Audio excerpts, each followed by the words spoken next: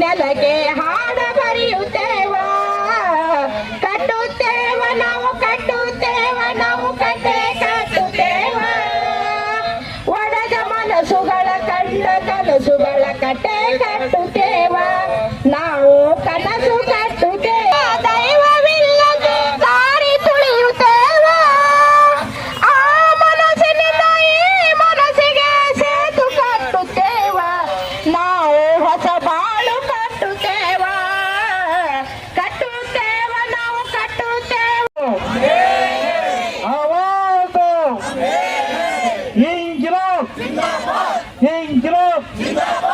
ಏನೇ ಬರಲಿ ಏನೇ ಬರಲಿ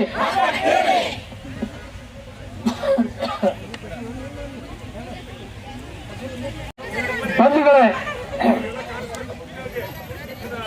ಇವತ್ತು ಕೇಂದ್ರದ 10 ಕಾರ್ಮಿಕ ಸಂಘಟನೆಗಳು, ಜಂಟಿ ಕಾರ್ಮಿಕ ಸಂಘಟನೆಗಳು ಕರೆ ನೀಡಿದ್ದರ ಹಿನ್ನೆಲೆಯಲ್ಲಿ ಇಡೀ ದೇಶದಾದ್ಯಂತ ಇವತ್ತೇನು ಮೋದಿ ಸರ್ಕಾರ ಕಾರ್ಮಿಕ ವಿರೋಧಿ, ರೈತ ವಿರೋಧಿ ನೀತಿಗಳನ್ನೇನು ದೇಶದ ಜನಗಳ ಮೇಲೆ ಹೇರ್ತಾ ಇದ್ದಾರೆ, ಅದನ್ನು ವಿರೋಧಿಸಿ ಇಡೀ ದೇಶದಾದ್ಯಂತ ಇವತ್ತು ಕಾರ್ಮಿಕ ಸಂಘಟನೆಗಳು ಸಿಡಿದೆದ್ದು ಇವತ್ತು ಹೋರಾಟ ಮಾಡ್ತಾ ಇವೆ. ಇಡೀ ದೇಶದಲ್ಲಿ ನಡೆಯುವಂತ ಈ ಒಂದು ಐತಿಹಾಸಿಕವಾದಂತಹ ಒಂದು ಚಳವಳಿ ನಮ್ಮ ರಾಜ್ಯದಲ್ಲಿನೂ ನಡೀತಾ ಇದೆ, ಎಲ್ಲ ಜಿಲ್ಲೆಗಳಲ್ಲೂ ಕೂಡ ನಡೀತಾ ಇದೆ. ಅದರ ಭಾಗವಾಗಿ ನಾವು ಬಿಜಾಪುರ ಜಿಲ್ಲೆಯಲ್ಲಿ ನಾವು ಕೂಡ ಇವತ್ತು ನಾವು ಕಾರ್ಮಿಕರೆಲ್ಲ ಇವತ್ತು ಬೀದಿಗಿಳಿದು ಹೋರಾಟ ಮಾಡ್ತಾ ಇದ್ದೇವೆ. ಕೇಂದ್ರದಲ್ಲಿ 10 ಕಾರ್ಮಿಕ ಸಂಘಟನೆಗಳು ಸೇರಿ ಅಲ್ಲಿ ಹೋರಾಟ ಮಾಡ್ತಾ ಇದ್ರೆ, ಇವತ್ತು ನಮ್ಮ ಬಿಜಾಪುರ ಜಿಲ್ಲೆಯಲ್ಲಿ ಪ್ರಮುಖವಾಗಿ 3 ಕಾರ್ಮಿಕ ಸಂಘಟನೆಗಳು, ಒಂದು AITUC, ಇನ್ನೊಂದು CITU, ಇನ್ನೊಂದು AIUTUC, 3 ಕಾರ್ಮಿಕ ಸಂಘಟನೆಗಳು. ಇದರ ಜೊತೆಗೆ ಬ್ಯಾಂಕ್ ನೌಕರರು, LIC ನೌಕರರು, BSNL ನೌಕರರು, ಅಂಗನವಾಡಿ, ಬಿಸಿ ಊಟ, ಗ್ರಾಮ ಪಂಚಾಯತಿ, ಆಶಾ ಕಾರ್ಯಕರ್ತರು, ಹೀಗೆ ಹಲವಾರು ಸಂಘಟನೆಯ, ಔಷಧ ಪ್ರತಿನಿಧಿಗಳ ಸಂಘಟನೆ, ನಿವೃತ್ತಿ ಸರ್ಕಾರಿ ನೌಕರರ ಸಂಘಟನೆ, ಹೀಗೆ ಹಲವಾರು ಸಂಘಟನೆಗಳು,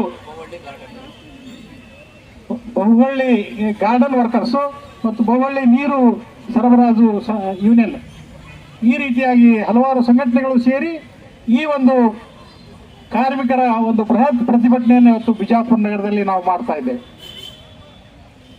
ಬಂಧುಗಳೇ, ಮುಖ್ಯವಾಗಿ ಇವತ್ತು ಕೇಂದ್ರದಲ್ಲಿ ಅಧಿಕಾರಕ್ಕೆ ಬಂದಿರುವಂತ ನರೇಂದ್ರ ಮೋದಿ ಅವರ ನೇತೃತ್ವದ ಬಿಜೆಪಿ ನೇತೃತ್ವದ NDA ಸರ್ಕಾರ ಇವತ್ತು ಕಾರ್ಮಿಕರ ಮೇಲೆ, ರೈತರ ಮೇಲೆ ಇವತ್ತು ಸುಲಿಗೆ ಮಾಡುವಂತ ಒಂದು ಬಂಡವಾಳಶಾಹಿಯ ಅವರ ಒಂದು ಇಂಜಿನ್ಗೆ ನಟ್ಟು ಬೋಲ್ಟ್ ತರ ನಮ್ಮ ಕಾರ್ಮಿಕರನ್ನ ಗುಲಾಮಗಿರಿ ರೀತಿಯಲ್ಲಿ ತೆಗೆದುಕೊಂಡು ಹೋಗುವಂತಹ ನೀತಿಗಳನ್ನ ಇವತ್ತು ಮೋದಿ ಅವರ ಸರ್ಕಾರ ತರಲಿಕ್ಕೆ ಹೊರಟಿದೆ. 29 ಕಾರ್ಮಿಕರ ಹಕ್ಕುಗಳನ್ನ ಇವತ್ತು ಬರೀ 4 ಕೋಡ್ಗಳನ್ನಾಗಿ ಮಾಡಿ ಈ ಕಾರ್ಮಿಕರ ಒಂದೊಂದಾಗಿ ಹಕ್ಕುಗಳನ್ನ ಕಸ್ಕೊಂತ ಇದ್ದಾರೆ. ಇವತ್ತು ಮುಷ್ಕರ ಮಾಡಬಾರ್ದು, ಯೂನಿಯನ್ ಮಾಡಬಾರ್ದು, ಯೂನಿಯನ್ ರಿಜಿಸ್ಟ್ರೇಷನ್ ಆಗಬೇಕಾದ್ರೆ ಮೊದಲು 7 ಜನ ನಾವು ಸಹಿ ಹಾಕಿದ್ರೆ ಇವತ್ತು ಯೂನಿಯನ್ ರಿಜಿಸ್ಟ್ರೇಷನ್ ಆಗ್ತಿತ್ತು. ಆದ್ರೆ ಇವತ್ತು 300 ಜನ ಸಹಿ ಹಾಕ್ಬೇಕತ್ತೆ. ಮತ್ತೆ ನಾವು ನಮ್ಮ ಬೇಡಿಕೆಗಾಗಿ ಏನಾದರೂ ಹೋರಾಟ ಮಾಡಬೇಕು ಅಂತಂದ್ರೆ ನಾವು 14 ದಿವಸ ಮುಂಚಿತವಾಗಿ ಇವತ್ತು ಸ್ಟ್ರೈಕ್ ನೋಟಿಸ್ ಕೊಟ್ಟರೆ ನಾವು ಸ್ಟ್ರೈಕ್ ಮಾಡಬಹುದಾಗಿತ್ತು. ಆದರೆ ಇವತ್ತು 60 ದಿವಸ ಮುಂಚಿತವಾಗಿ ನಾವು ಸ್ಟ್ರೈಕ್ ನೋಟಿಸ್ ಕೊಡ್ಬೇಕಂತ ಅವ್ರಿಗೆ. ಆ ನಂತರ ಇವತ್ತು ಹೆಚ್ಚಿನ ಒಂದು ನಾವು ವೇತನ ಕೇಳಬಾರ್ದು, ಸ್ಟ್ರೈಕ್ ಮಾಡಬಾರ್ದು, ಯೂನಿಯನ್ ಮಾಡಬಾರ್ದು, ಹೀಗೆ ಹಲವಾರು ರೀತಿಯಿಂದ ಕಂಡೀಷನ್ಗಳು ಹಾಕ್ತಾ ಇದ್ದಾರೆ.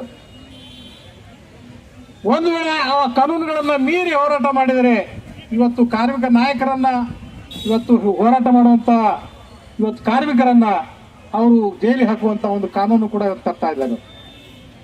ಅದು ಮಾತ್ರ ಅಲ್ಲ, ಇವತ್ತು ಈ ಒಂದು ಕಾರ್ಮಿಕರಿಗೆ ಯಾರು ಸಪೋರ್ಟ್ ಮಾಡ್ತಾರೆ, ಇವತ್ತು ಯಾರು ಬೆಂಬಲ ಕೊಡ್ತಾರೆ, ಅವರನ್ನು ಕೂಡ ಇವತ್ತು ಅವರು ಪ್ರಚೋದನೆಕಾರರು ಅಂತ ಹೇಳಿ ಅವರನ್ನು ಕೂಡ ಜೈಲಿಗೆ ಹಾಕುವಂತ ನೀತಿಯನ್ನ ಇವತ್ತು ಕೇಂದ್ರ ಸರ್ಕಾರ ತರಲಿಕ್ಕೆ ಕೊಟ್ಟಿದೆ. ಇವತ್ತು ಮೋದಿಯವರ ಸರ್ಕಾರಕ್ಕೆ ನಾವು ಪ್ರಶ್ನೆ ಮಾಡಬೇಕಾಗಿದೆ. ಮೋದಿಯವರೇ, ನೀವು 11 ವರ್ಷಗಳ ಹಿಂದೆ ಅಧಿಕಾರಕ್ಕೆ ಬರೋದಕ್ಕಿಂತ ಮುಂಚೆ ನೀವು ಏನು ಹೇಳಿದ್ರಿ?